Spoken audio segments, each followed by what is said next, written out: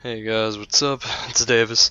This feels kind of weird getting back into the old non-live commentating session again, but anyways, I'm gonna try my best. I just basically got stuck with like 30 minutes of Sony Vegas issues.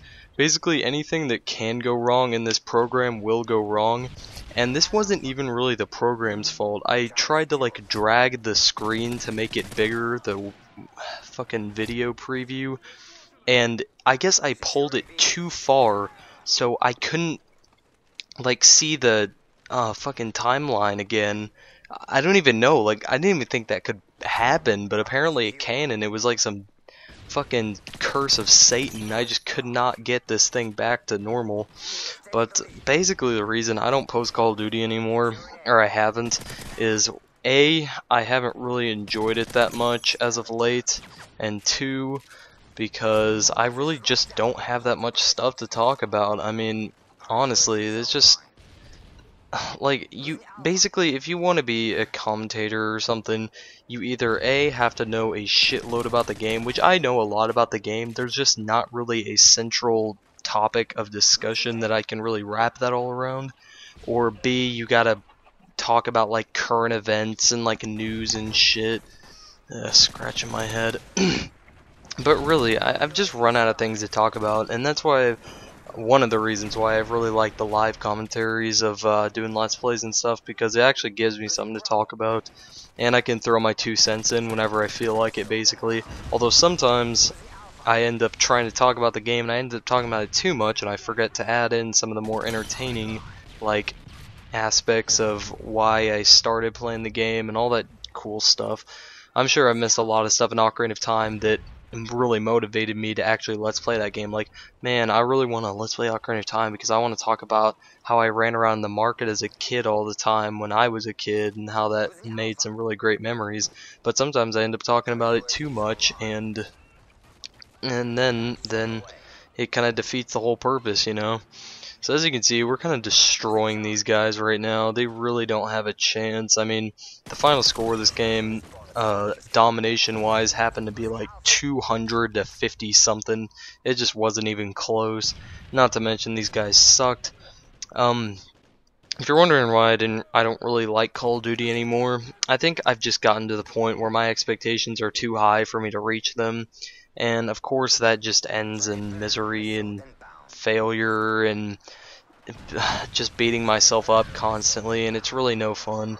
Like, I've gotten to the point now where if I don't get a MOAB in a game, I'm mad at myself, even if I go, because I literally go like 40 and 10 in almost all of my games now with specialists, and it's just that, you know, I cannot seem to pull off these streaks. I don't know what it is, but I've been getting 3 MOABs a day or whatever. My current MOAB count is 96. Probably my next video upload is gonna be something kind of funny I've been thinking about doing, just a funny kind of commentary, and then probably my 100th MOAB, whenever I get that, it'll probably be uploaded, because currently I'm at 96. A lot of people say, oh, I don't like to count them. It's not really counting them that much. Every time I get one, I just go into my motto and add one. It's really easy. Not to say I get like doubles or anything, because I don't. So that kind of eliminates some of the confusion, I guess. Oh, that's a good thing I don't get double MOABs. No, it's not. There's a reason I really can't get double MOABs. I actually have a gameplay saved up that should illustrate that pretty well. It's just because once I get the first one, even if it's like 100 points in or 80 points into the domination game, people just start camping, and there's nothing I can do about that. I cannot turn a corner and have someone, well, I can't turn or like around a corner and have someone in a corner. I just can't react to that fast enough, you know what I mean?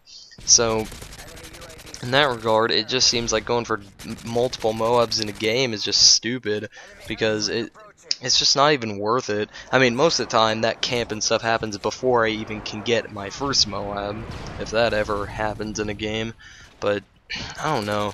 This game is the most frustrating thing I think I've ever dealt with. Modern Warfare 2 was pretty bad, but this game just takes the cake with the spawns. I think the spawns are the main thing that really ruined it. Also, I started using flash grenades instead of my portable radar, and see that helped out in a couple of situations. And then I started getting all like, oh man, I'm out of flash grenades, what's gonna happen now? And I really just needed to shut up and think. I guess I can give some tips about getting MOABs. Like I said, I'm not good at really keeping streaks, but that doesn't mean you guys can't be. So, you know, tips in general I would give: use a good gun, and more importantly than use a good gun, use a gun you are comfortable with, that you feel like you can win a lot of gunfights in a row with. Say probably 15, because that's usually how much I end up winning, 15 or more if I get a MOAB. So you definitely need to be comfortable with your setup. Your perks, make the perks that you're starting out with something fun that you can just jump into the game with. Because if you try and, I don't know, it seems like when I try and start with like Scavenger and Assassin, like I'm just playing too slow and then I lose interest.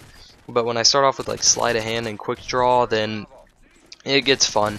SMGs really don't need quick draw, so I do start out with Assassin on those.